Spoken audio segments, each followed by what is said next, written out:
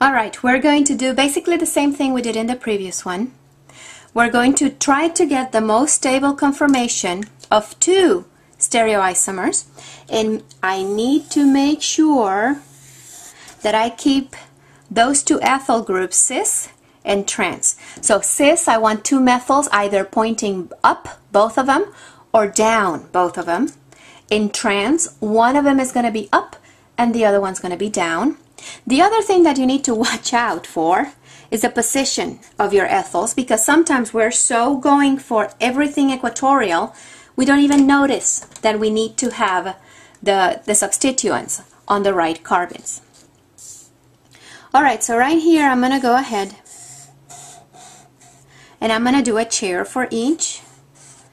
You should always practice drawing your chairs. I'm going to, with a pencil, which I had a pencil somewhere. There it is, I found it. I'm going to mark my axial and equatorial positions on carbons 1 and carbons 3.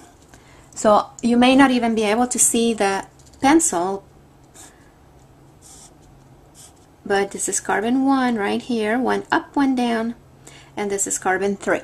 I do that just to make sure that I'm doing this right. Alright, I need to put two ethyls, and I need to make sure that I put them cis to each other. So either I put them both on the up position or both on the down position. Now, since I actually want the most stable one, remember that the more substituents you have on equatorial positions, the better.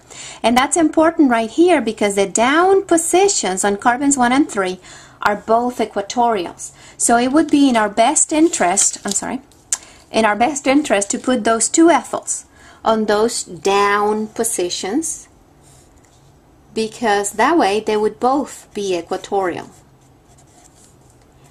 If you want to go ahead and put them both axial, you're going to have to flip the chair.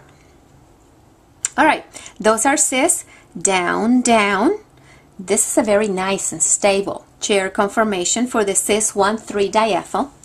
If I was to flip the chair, if you flip the chair, they would be both axials, and I know that's not going to be the most stable chair. Alright, in terms of the trans, when you have trans, remember one goes up, the other one goes down. I'm going to move this up again. So I'm going to put one up and the other one down.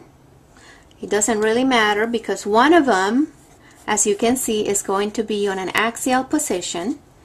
The other one, to be trans, have to be in a down position. And if I was to flip this chair or interconvert the chair, this one would go equatorial and this one would go axial. So I would still have one axial and one equatorial. So when you flip the chair, you notice that both chairs have the same energy.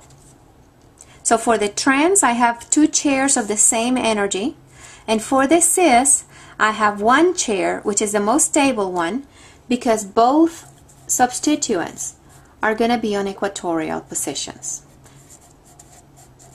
Now, between cis and trans, which one is the most stable stereoisomer?